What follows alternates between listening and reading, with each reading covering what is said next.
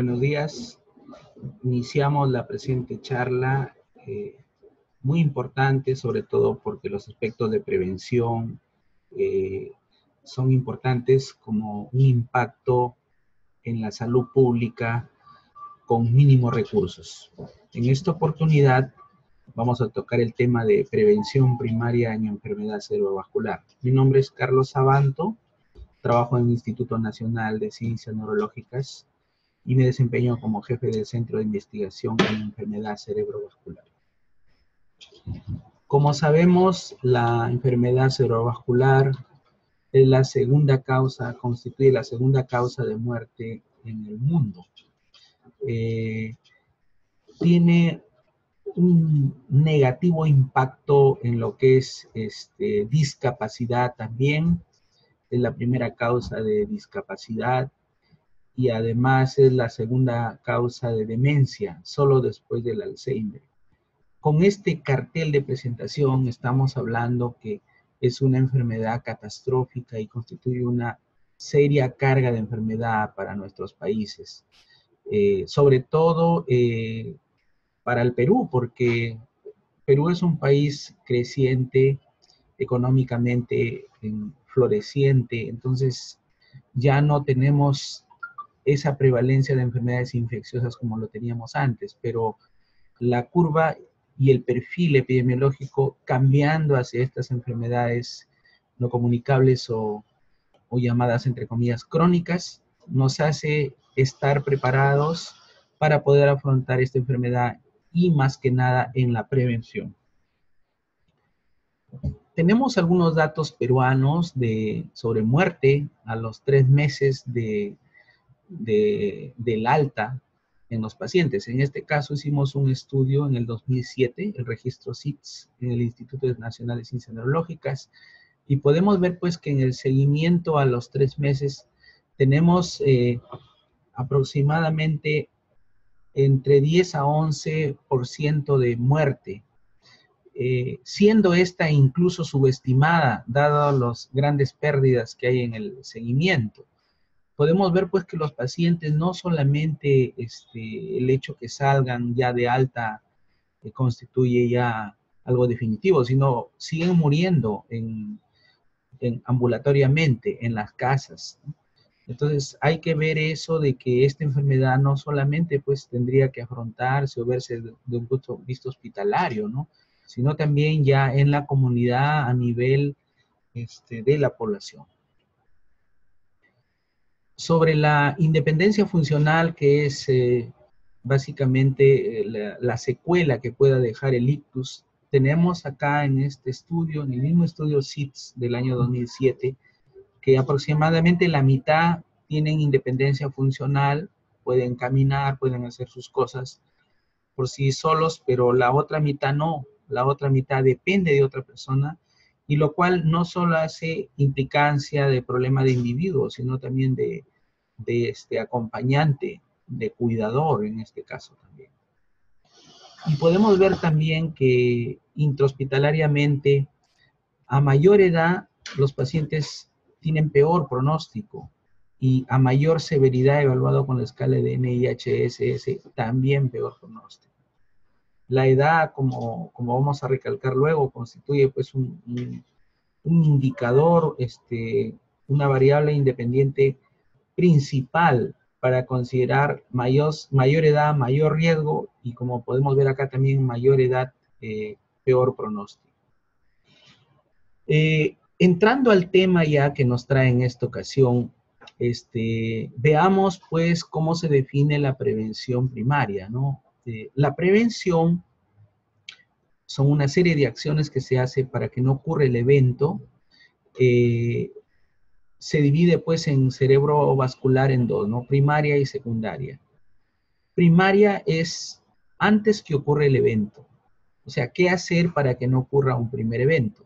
Y prevención secundaria es cuando ya ocurrió el evento y lo que queremos es que no haya una recurrencia, un segundo o más eventos. Esa es prevención secundaria. Usualmente, clásicamente, cuando se habla de prevención primaria, pesa mucho las acciones de identificación precoz de los factores de riesgo vasculares y también promover el estilo de vida saludable. En la prevención secundaria también pesan los mismos, pero sobre todo en la secundaria ya es uso de fármacos antitrombóticos, que son antiagregantes o anticoagulantes, para que no le dé otra vez, para evitar la recurrencia. También esto es para prevención primaria, pero en menos intensidad. En prevención primaria lo más importante sería entonces la detección precoz a través de screening, ¿no? de grupos de riesgo, de estos factores de riesgo vasculares.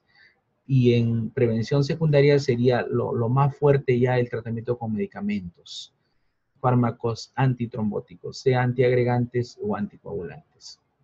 Los factores de riesgo se dividen de varias formas, pero lo más común es dividirlo en no modificables y modificables, ¿no? En esta slide podemos ver acá en esta tabla 3 los factores de riesgo no modificables, como la edad, el sexo, el bajo peso, la raza, historia familiar de stroke, TIA, ¿no? Ya desde el 2011 salen unas guías en la revista Stroke de prevención primaria y otra, que vamos a mostrarla luego, en el 2014, también en la revista Stroke. Estas guías de prevención primaria son la base para la presente charla y hemos también incluido algunos datos de otras fuentes, ¿no? La edad para iniciar esta ruta por los factores de riesgo, a mayor edad, mayor prevalencia del primer evento de stroke. Como podemos ver aquí en este slide, las estadísticas son contundentes, ¿no? Se ve una tendencia, ejemplo, ¿no? De 18 a 44 años en este grupo poblacional, la prevalencia del primer stroke es 0.5%. Sin embargo, en contraparte, mayor de 75 años, la prevalencia es de 11.2%. Podemos ver que más de 20 veces aumenta entre el tener el primer grupo etario a tener el grupo etario ya más de 75 años. Estamos hablando pues de que la edad sí es un factor de riesgo, ¿no? A mayor edad, mayor riesgo de un primer evento. La incidencia lo mismo. Y hablamos de razas, en realidad en razas pues somos un país multirracial, multiétnico, y podemos ver acá que en los pacientes que son de raza negra, ¿no? Aumenta el riesgo de un primer evento. Tenemos áreas acá como en Chincha, ¿no? Donde tenemos población de raza negra y en realidad en todo el país, ¿no?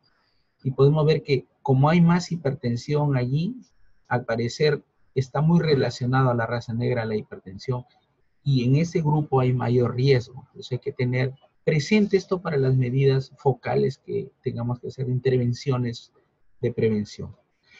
En cuanto al sexo, ya ajustado por edad, en hombres y mujeres, tenemos que hay una discreta mayor prevalencia en los varones, ¿no?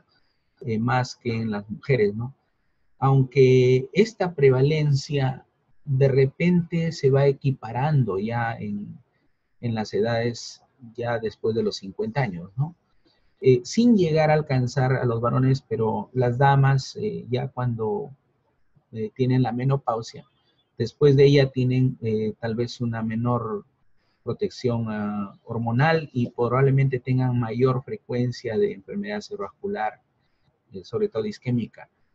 Y el otro punto es de que estamos en una sociedad libre, una sociedad donde los estilos de vida también son libres y bueno, ya no tradicionalmente, culturalmente, somos una sociedad en general machista donde el hombre toma, el hombre fuma, sino actualmente podemos ver que estos estilos de vida de liberación femenina que ha ocurrido en los últimos años, también negativamente ha traído que las mujeres cada vez tienen mayor prevalencia, casi tan igual que el varón, en lo que es primer evento de stroke y obviamente también primer evento de enfermedad cardíaca coronaria y otras enfermedades circulatorias, ¿no? Dado que la mujer fuma, toma como el varón, entonces podemos tener que estas diferencias entre varones y mujeres se van acortando por estos dos puntos referidos. Otros factores también, el bajo peso al nacer, ¿no? En investigaciones recientes se ha visto que el menor peso al nacer a la larga puede contribuir a la mayor prevalencia de enfermedad cerebrovascular. La raza ya hemos comentado sobre este detalle. Y otro punto importante es sobre la historia familiar de enfermedad cerebrovascular o ataque isquémico transitorio. Cuando hay en la familia alguna historia de un familiar que tenga esta enfermedad, el riesgo aumenta en 2.4 veces más, ¿no? Si es por enfermedad paterna. Si es por enfermedad materna, en 1.4 veces más no significativo. Más significativo en este caso sería un poco lo que es la enfermedad paterna. Entonces, eso también hay que tener en cuenta cuando veamos sobre todo la historia clínica de los pacientes. En contraparte, hay otros factores de riesgo que sí son modificables y están ya bien documentados, ¿no? Son clásicos. Otros le llaman factores de riesgo clásicos, que son, por ejemplo, el fumar, ¿no? El fumar cigarrillos, ejemplo, ¿no? El fumar cigarrillos, un riesgo atribuible poblacional de unas 12 a 14 veces, 12 a 14%, ¿no? Adicional, ¿no? Los que fuman versus los que no fuman.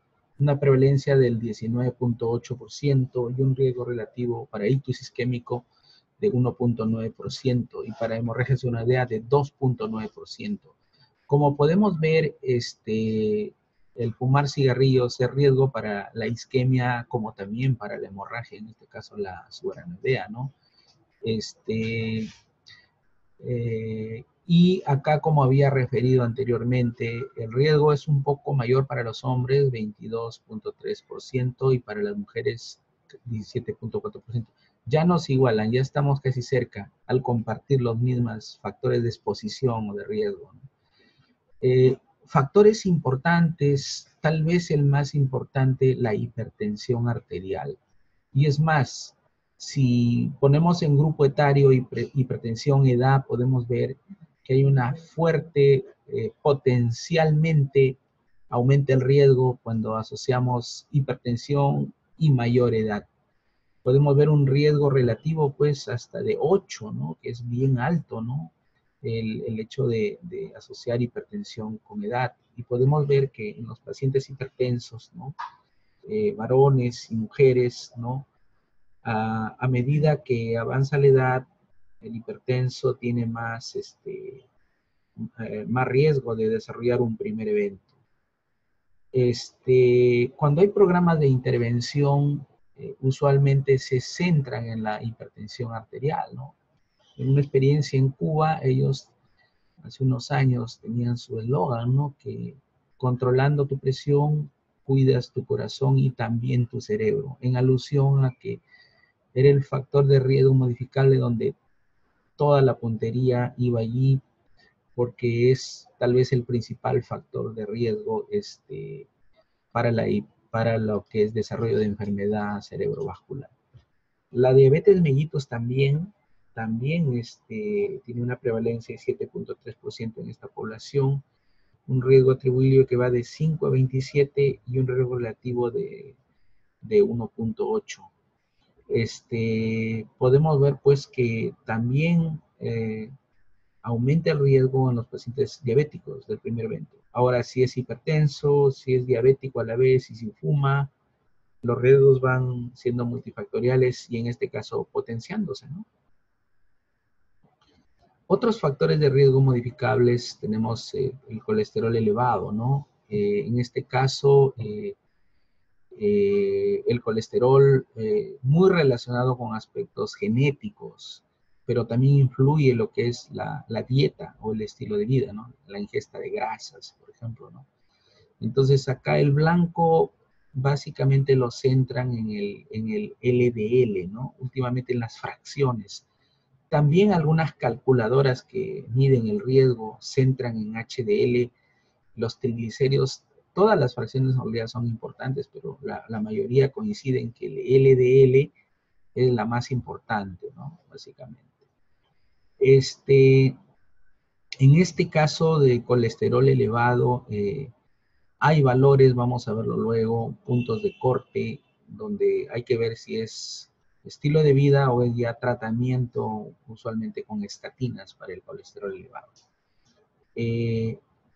Lo más razonable y común es lo ideal tener un LDL, bueno, menos de 100, ¿no? Pero esto depende de si tiene unos factores de riesgo. Si no hay factores de riesgo, lo más común es ser aceptable menos de 160. Esto puede variar con la presencia o no de otros factores de riesgo. El siguiente punto, como es fibrilación auricular no valvular, tal vez es la gran revolución que ha habido en la última década en el globo, ¿no? En todo el mundo se está hablando de la fibrilación auricular subregistrada, ¿no? Y aparentemente ha habido un incremento de detección de fibrilación auricular, pero parece no serlo, ¿no? Sino que los métodos de diagnóstico han mejorado. Antes hacíamos pues solo el electrocardiograma, ¿no? Un pequeño trazado, luego el Holter de 24 horas, ¿no? Luego 48, y últimamente se está haciendo Holter de un mes, incluso chips que están 6 meses. O sea, la fibrilación auricular, básicamente hay un gran aumento y ello conlleva el uso pues de anticoagulantes, especialmente los nuevos anticoagulantes, ¿no? Entonces, en este caso, la fibrilación auricular, capítulo aparte, y en este caso hay que evaluar bien a los pacientes cuando tiene ya la fibrilación auricular diagnosticada solamente por un Holter. Hay que ver bien las escalas, ¿no? De Chad-Vasc, ¿no? Y Hasbled. La escala de Chad-Vasc, el score de Chad-Vasc, mide el riesgo, ¿no? El riesgo, ejemplo, para ya dar anticoagulación es 2 o más puntos, ¿no? La presencia de una isquemia cerebral ya le da categoría de 2. Edad y presión sin tener infarto cerebral puede ser también dar 2 puntos y ya iniciar la anticoagulación para que no ocurra un breve evento. Los nuevos anticoagulantes prácticamente constituyen en el mundo real la primera opción actualmente, dadas sus bondades, ¿no? Que no hay interacciones muchas interacciones con los otros medicamentos, y también no hay problema en que ingiera hojas verdes, ¿no? O vegetales verdes. Entonces, no habría que hacer los controles de INR periódicos. Entonces, esas 3 cualidades hacen pensar que en un mundo real ideal, nuevos anticoagulantes. El detalle nomás es el costo, y habría que valorar, lamentablemente, como en todas las drogas, el costo-beneficio. Ya habíamos hablado de la edad, y acá básicamente vemos cómo dramáticamente aumenta la prevalencia del primer evento de acuerdo a la edad. Otros factores de riesgo, digamos, no muy difundidas, pero que se ve en los servicios de hospitalización de pacientes con cerebrovasculares o en la consulta externa, son la enfermedad carotidia, ¿no? Si se detecta pues que hay una enfermedad carotidia con una estenosis de 70-99, la endarterectomía o el stent carotidio están indicados, ¿no?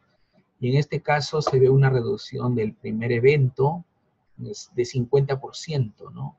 Y obviamente todo no es cirugía, sino también es manejo agresivo de los factores de riesgo, ¿no? Vasculares, y la prevención también, ¿no? El otro también, la terapia hormonal para mujeres, ¿no? Posmenopáusicas, la dieta, ¿no? Es muy importante. La ingesta de sodio, ¿no? Y la ingesta de potasio, ¿no? En estos casos, la ingesta de sodio aumenta la sal aumenta el riesgo de un primer evento. Y la ingesta de potasio, el aumento de la ingesta más bien disminuye, ¿no?, la probabilidad de un evento. La actividad física, la inactividad también, ¿no?, tiene 2.7 veces más riesgo cuando hay inactividad física versus cuando hay actividad física. La obesidad también muy relacionada a la muerte por ictus, ¿no? Y otras. También algunos factores de riesgo le llamamos no bien documentados. Lo que pasa es que la evidencia científica avanza de a pocos y en este caso los riesgos no son tan altos como los primeros: presión, diabetes, dislipidemia, obesidad. Acá los riesgos son menores, por ejemplo, la migraña con aura, ¿no? En este caso, el riesgo relativo es de 1.7, un 70% veces más el riesgo de infarto de los que tienen la migraña con aura versus los que no tienen, ¿no? Entonces, en este caso podemos ver el riesgo relativo es un poco mayor, ¿no?, en el grupo que tiene esta enfermedad. Algunas drogas también,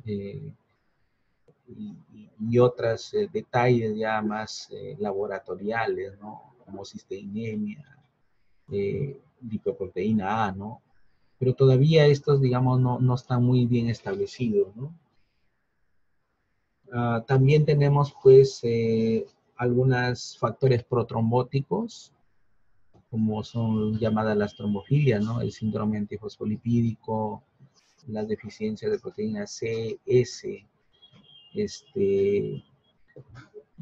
factor 5 de Leiden, mutación de la proteína, de la protrombina. Todo esto se encajan dentro de un bloque llamado estados de hipercoagulabilidad. En realidad, los riesgos no están muy establecidos y no se sugiere hacer chequeos de rutina, ¿no?, salvo que sea orientado por algunas características clínicas, ¿no? También riesgos para evento, algunas infecciones, ¿no? Algunas infecciones, por ejemplo, hay muchos estudios últimos sobre Clamidia pneumoniae, citomegalovirus, H. pylori, etcétera, ¿no? Pero estos todavía están sin una determinación completa, real, ¿no? Están todavía en investigación. Entonces, luego de haber hecho un pequeño tour por algunos factores de riesgo no modificables, modificables, bien establecidos y no muy establecidos, vamos a tocar en esta segunda parte cómo sería la valoración del riesgo del primer ictus. En primer término, viene un paciente, y es más, yo diría que no tanto viene, sino vamos a ver a la población para hacer prevención en la comunidad, que sería lo ideal, y tenemos que identificar a personas con elevado riesgo, que podrían desconocer su riesgo, ¿no? Entonces, hay que evaluar el riesgo y ver la presencia de más de una condición. Medir el riesgo que se puede controlar y disminuirlo con modificaciones adecuadas. Estimar un riesgo cuantitativo para seleccionar los tratamientos o para estratificar en ensayos clínicos si es que se va a hacer, ¿no? Y hay unas guías, guiar el uso apropiado de exámenes de apoyo al diagnóstico adicionales, ¿no? Por ejemplo, no se sugiere hacer resonancias o tomografías de rutina, ¿no?, para ver riesgos, ¿no? Usualmente cuando uno ve riesgos es medir la presión, es tomar una glucosa en ayunas, ver el colesterol. Básicamente esas son las medidas principales, ¿no? Y hacer una historia. En la historia debe estar preguntas como si los familiares han sufrido de un evento de enfermedad cerebrovascular, si los familiares tienen hipertensión, diabetes, etcétera. Básicamente, con esas preguntas y con esos exámenes mínimos de laboratorio, podemos ya tener un primer indicio de riesgos, pero no hacerles tomografías o resonancias. Sería un screening inicial, no sería un screening inicial. Hay un estudio interesante como el estudio de Framingham. En esa comunidad se hicieron los estudios más importantes tal vez en este estudio poblacional y se encuentra un perfil de Stroke de Framingham, ¿no? Es una herramienta básicamente para lograr el riesgo de ictus. Vamos a verlo luego. Y usa un modelo de riesgo basado estadísticamente en llamado regresión de Cox. Y se refiere a unos riesgos proporcionales de Cox. ¿Quiénes son los actores aquí? Son las covariables, ¿no? Básicamente las covariables, la presión, la diabetes, el colesterol, la edad, el sexo, etc. Los puntajes se calculan de acuerdo a los pesos de los coeficientes del modelo. El modelo ya le da un peso, ¿no?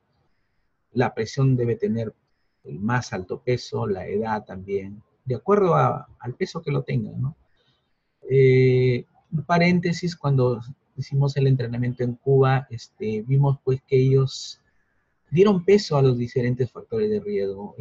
La presión tenía un peso sobre el 60%, la diabetes un 8%, la dislipidemia un 1% aproximadamente, y así, daban peso porque todos los factores de riesgo no tienen, valga la redundancia, el mismo riesgo, sino tienen un peso determinado, ¿no?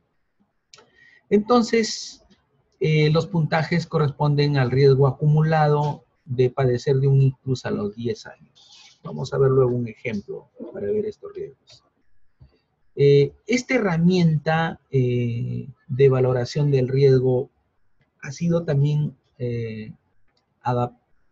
adoptada por el AHA, American Heart Association, y la Asociación Americana de Cardiología. Y han diseñado ellos una calculadora de riesgos que lo encuentran libre en el link http://myamericanheart.org, CV Risk Calculator. Es razonable el uso debido a que puede ayudar a detectar individuos que puedan beneficiarse de las intervenciones terapéuticas disponibles. Esto en el 2014 en la guía americana para prevención primaria le da una clase 2A y un nivel de evidencia B. O sea, quiere decir que lo sugiere porque va a tener implicancia no solamente en la detección y en la valoración del riesgo, sino en la terapéutica que vendría luego. Acá en tenemos una especie de fluxograma, ¿no? Para ver si el paciente tiene riesgo de stroke. Primero, en estos fluxogramas hay que preguntar si ha tenido una existencia anterior de factores de enfermedad cardíaca coronaria, perdón, o cerebrovascular. Hay que ver también la edad, ¿no? Como hemos referido, menos de 20, más de 79. Y hay que hacer estratificación de edad de los pacientes, ¿no?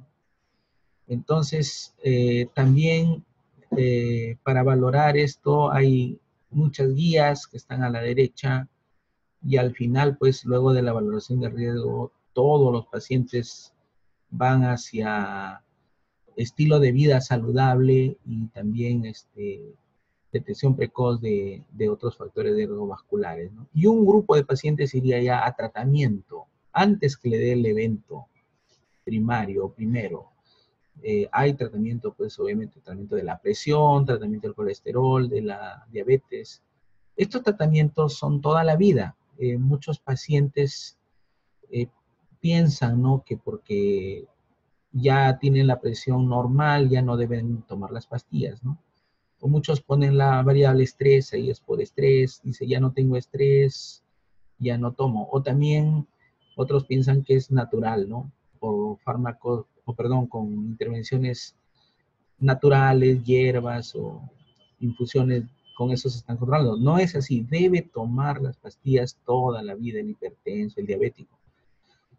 Muchas veces culturalmente tenemos algunos patrones ya de concepciones, ¿no? De los tratamientos.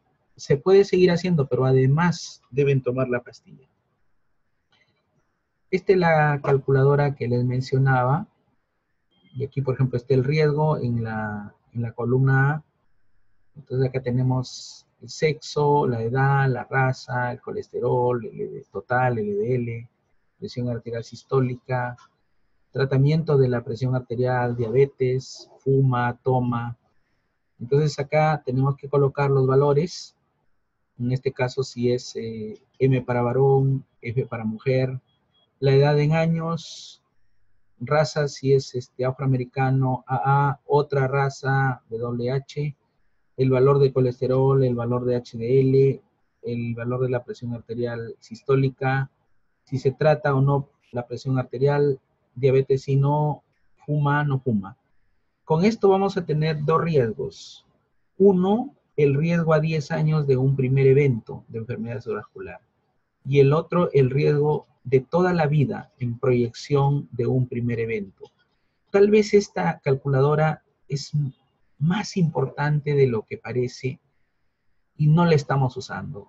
Nuestro mensaje, aparte de un mensaje preventivo de enfoque de factores de riesgo individuales, es el uso masivo de esta escala. De repente ha sido hecha por otros, pero los factores de riesgo son los mismos. Como les mencionaba, ya no somos ajenos a estas enfermedades llamadas crónicas, sino somos parte de ella. El avance trae sus enfermedades y es necesario enfocar estos riesgos porque nos aquejan y ya los primeros lugares de las enfermedades ya no son más las infecciosas, sino estas enfermedades no comunicables o llamadas, entre comillas, crónicas. Vamos a hacer un ejemplo de esta calculadora para el cálculo de riesgo. Aquí tenemos, ustedes pueden bajarlo libremente con el link que les he mencionado y lo voy a colocar de nuevo. Y acá podemos ver el riesgo. Pongamos un ejemplo.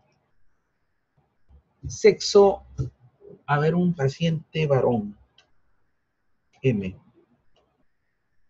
Edad, pongámosles 70 años. Raza, African American u otra raza, WH. Colesterol total, 250. HDL, pongámosles normal, 50. Presión arterial sistólica, pongamos 160. Se trata la presión, si no, pongámosle no. Tiene diabetes, no diabetes. Fuma, no fuma. Sí fuma. Como podemos ver, automáticamente en la parte inferior derecha de este Excel, la calculadora ya dio el resultado. Y tenemos acá que el riesgo a 10 años de padecer de un primer evento cerebrovascular es de 13%. Y el riesgo de toda la vida de padecer un evento es 4.6%. Esto básicamente parece un poco contradictorio porque es por la edad un poco ya acá de 70 años. Cambiemos la edad para ver qué pasa. Pongamos a alguien de 40 años y ahí pueden ver en realidad lo que iba a ser el mensaje, ¿no? Y esto tiene un poco más lógica ya.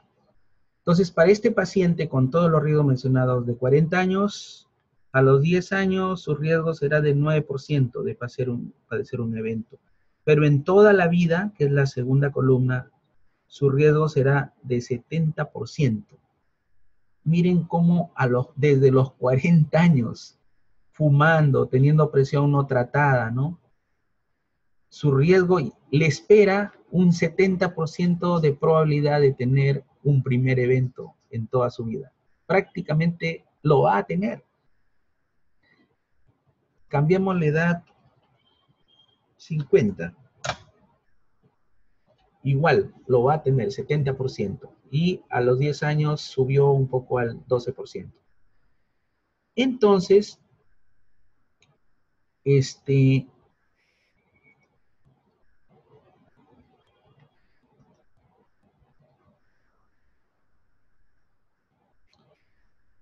ustedes pueden encontrar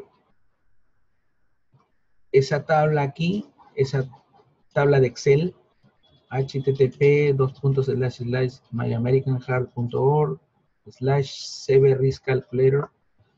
Y esta de acá es razonable usarla, y a las guías 2014 dicen con una evidencia de 2B. Entonces, invitamos a que usen esa tablita, difundámoslos. No sé exactamente si ha sido validada ya para el idioma español, pero nos da mucha utilidad, y la verdad que, como podemos ver, los resultados son catastróficos. Si alguien no se cuida con unos 40 años teniendo esos dos riesgos, hay 70% de probabilidad que en el resto de su vida le dé una enfermedad vascular. Prácticamente nos va a dar si no nos cuidamos. ¿Ya? Entonces, algunas recomendaciones adicionales, ya para ir pasando a la última fase de esta charla, de aspectos precisos, ¿no? sobre las intervenciones, ¿no? La mayoría de intervenciones son de bajo costo y muy costo efectivas. La actividad física es recomendada para la reducción del riesgo de stroke. Esto con 1A de evidencia científica, 1B, perdón, de evidencia científica. Los adultos saludables deben realizar al menos actividad física moderada, aeróbica, moderada a severa en realidad, por lo menos 40 minutos, 3 a 4 días por semana, 1B. Esto ya es en base a investigaciones. Hemos visto que la OMS lo ha tomado también, así como acá la guía 2014, que es la fuente de este dato, y es bien contundente, ¿no? Mínimo en cristiano sería dejando un día y mínimo 40 minutos. No hacer de repente una vez a la semana, ¿no? Hemos visto pues en las noticias, ¿no? Que a veces cuando se hace actividad física, de vez en cuando, el cuerpo demora en adaptarse, ¿no? Y pueden haber algunas complicaciones, ¿no? Por lo que se sugiere, ¿no? Que sea regular, mínimo, o sea, no quiere decir dejando un día, sino puede ser diario, ¿no? Y mínimo 40 minutos. Tipo aeróbica, no necesitamos tanta exigencia, y depende también de lo saludable que esté el paciente, ¿no? Puede haber un paciente que tenga insuficiencia cardíaca, entonces tiene que restringir un poco su actividad física. La dislipidemia, el cambio en el estilo de vida es importante. Las grasas, ¿no? El consumo de vegetales, ¿no? Consumo de frutas, evitar la sal. La dislipidemia. Y estatinas, 1A de evidencia cuando lo ameriten, ¿no? En este caso lo ameriten ya muy estandarizado el uso, ¿no? Si alguien no tiene ningún factor de riesgo, más de 160 el LDL ya debe tomar. Si tiene un factor de riesgo, más de 130 el LDL. Pero si tiene dos factores de riesgo más, o cualquiera de los factores de riesgo como antecedente de infarto cardíaco, cerebral o diabetes, con 100 nomás, más de 100 ya se debe tomar. El blanco para este último grupo es tener menos de 70 miligramos por decilitro. Estamos hablando que las estatinas son piedra angular, patrón de oro de su uso en prevención primaria, ¿no? Amén del uso en prevención secundaria. La dieta y nutrición. La reducción de la ingesta de sodio, la sal, es muy importante, ya que esta contribuye a un aumento de la presión arterial, y la presión arterial también produce un daño sistémico. Y un aumento de la ingesta de potasio, ¿no? Tiene un nivel de evidencia de 1A. El potasio lo encontramos en el plátano, por ejemplo, en la naranja, en el higo seco. Entonces se recomiendan por lo menos una porción, un plátano, una naranja, un higo diario, ¿no? Aumentemos la ingesta de potasio y reduzcamos drásticamente a la ingesta de sal, ¿no? Hay un término que dicen siempre dieta mediterránea, ¿no? Ambas intervenciones tienen evidencia 1A. Dieta mediterránea es referido usualmente a la dieta rica en vegetales, ¿no? Muchos vegetales, verduras, frutas, ¿no? También como parte de la dieta, pues se prefiere la carne roja, el pollo, ¿no? La carne blanca, ¿no? El pavo, se prefiere también el pescado, ¿no? Muy importante. todas estas dietas se ha visto pues que reducen la probabilidad de un primer evento, ¿no? Y eso tenemos en el Perú. En el Perú es un país productor de, de, de mucha comida y aparte de eso, de insumos para las comidas, y tenemos en todo lugar lo que es los vegetales, las frutas, ¿no? Las verduras, pollo, pavo y el pescado sobre todo. Sobre la presión arterial, la hipertensión, aquí se recomienda un despistaje de hipertensión arterial mínimo una vez al año. Y no solo es presión, sino de la mano con modificación del estilo de vida, dieta y ejercicios que hemos conversado brevemente. Cuando esté indicado se debe dar antihipertensivo, con evidencia 1A. El objetivo de dar hipertensivos es que tengan una presión arterial menos de 140/90, también con una evidencia 1A. Y hay un grupo especial llamado prehipertenso, cuando es de 120 a 139 la sistólica o de 80 a 89 la diastólica. También con evidencia 1A, control de presión y cambios en el estilo de vida en este grupo poblacional, porque la idea es que no sea hipertenso, mantenerlo en hipertenso con estilo de vida saludable. Aquí es donde estriba el secreto, ¿no? Porque el que sea hipertenso ya potencia el riesgo de un primer evento. En cuanto a obesidad, que se define con índice de masa corporal más de 30 kilogramos metro cuadrado, o sobrepeso de 25 a 29 kilogramos metro cuadrado de índice de masa corporal, se recomienda la reducción de peso en estos dos grupos, con evidencia 1A. El aumento de peso está muy relacionado con la presión arterial, con la dislipidemia, con la diabetes. Entonces, básicamente es un factor potenciador del riesgo de cerebrovascular. Ideal tener el peso ideal, valga la redundancia, y aparte también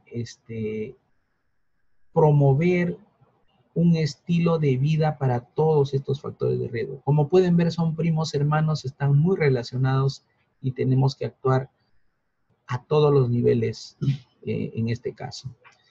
Consideramos que no es muy caro intervenir aquí, y si me permiten hacer un comentario respecto a la intervención a nivel de población, considero que para afrontar esto tenemos que actuar a un nivel nacional, con un sistema y a nivel de gobierno. ¿Por qué? Hemos visto con gran beneplácito el éxito que han tenido y tienen los programas nacionales de prevención y control de enfermedades infecciosas, IRA, EDA, etcétera, HIV. Entonces, nosotros proponemos que a nivel del Ministerio de Salud se genere el Programa Nacional de Prevención y Control de la Enfermedad Cerebrovascular. Justifica porque constituye la segunda causa de muerte en el mundo y el país ya no está más afectado en primeros lugares por enfermedades infecciosas, sino se nos vienen las enfermedades, entre comillas, crónicas, dentro de ellas la enfermedad cerebrovascular. Esta intervención podría venir del ministerio a manera de, entre comillas, orden, y llegar a todos los lugares, centros, puestos de salud y lugares de atención primaria y a la población. Y de esa manera controlar y prevenir que haya un evento cerebrovascular. Pero no solo ello, sabemos que también el evento puede ser cardiovascular, o sea, básicamente la enfermedad vascular, estamos hablando que constituye en globo la primera causa de muerte, ¿no? En general, si la sumamos ambas, ¿no? Entonces, ese Programa Nacional de Prevención y Control de la Enfermedad Cerebrovascular sería una sugerencia y creo que nos daría mucho éxito en la prevención y por lo tanto en la calidad de vida y en la disminución de mortalidad de nuestros pacientes.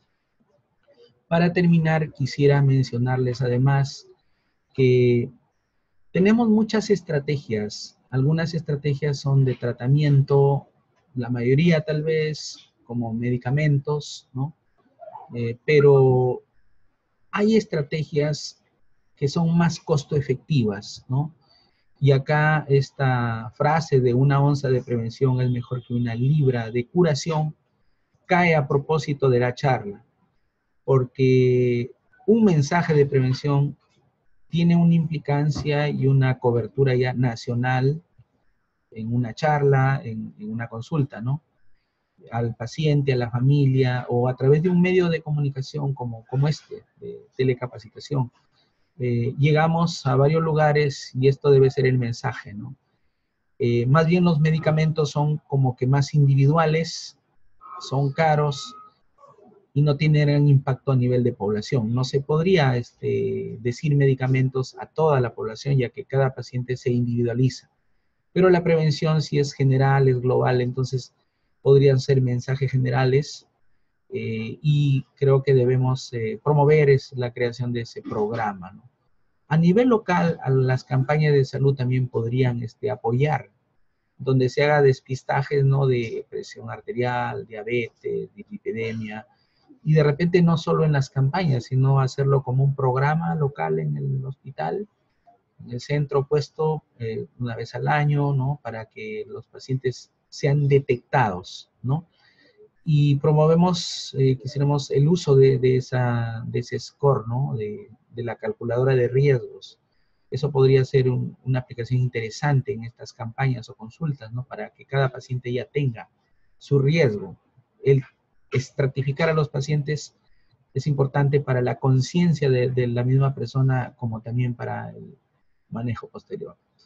Entonces, eso es lo que había preparado para hoy y le reitero, pues, que en este caso del manejo del estrés, la prevención es lo más importante y tal vez la prevención primaria muchísimo más.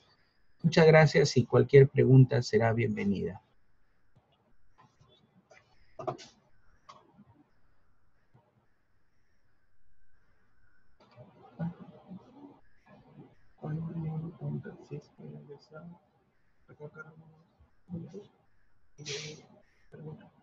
Ya.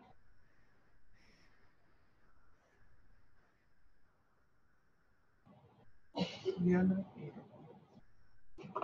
esta.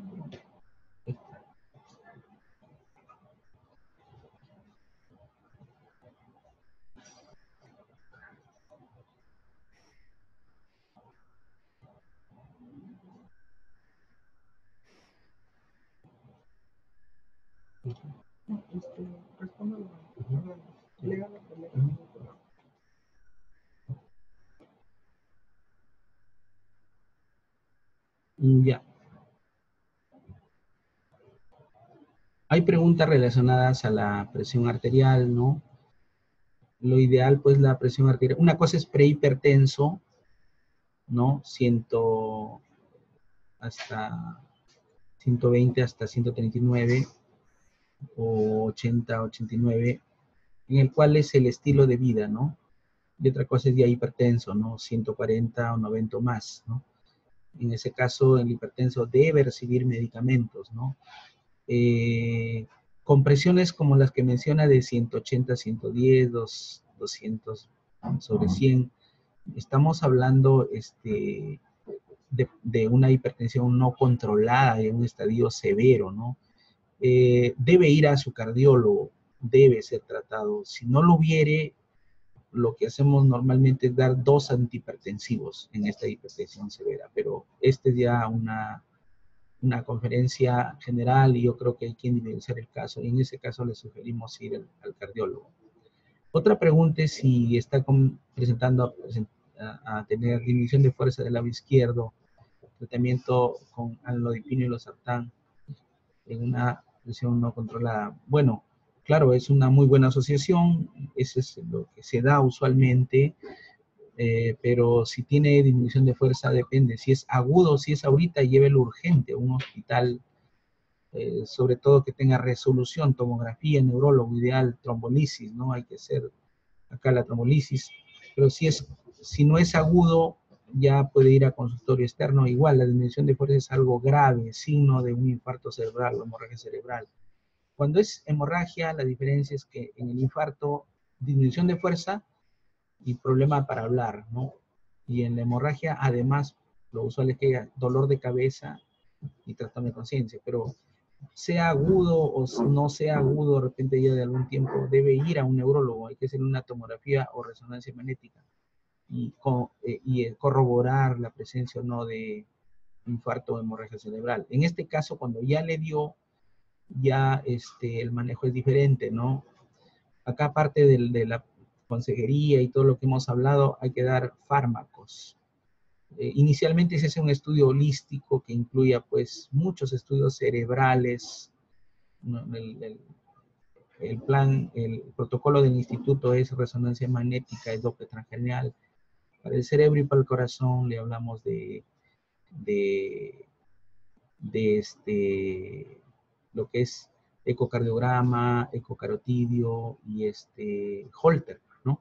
Ya luego de eso, ya se evalúa la causa. Lo que estamos viendo últimamente es fibrilación auricular.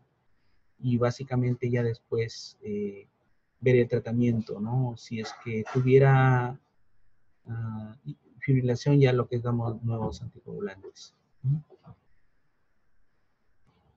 Sí, otras preguntas sobre hipertensión arterial. Sí, efectivamente hay unas nuevas guías que han modificado brevemente los valores.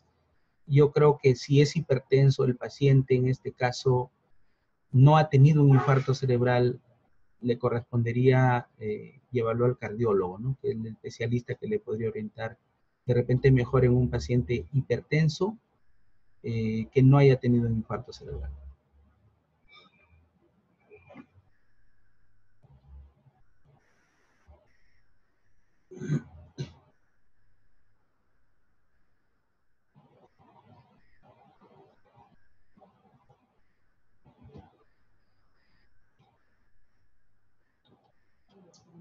¿Alguna otra pregunta?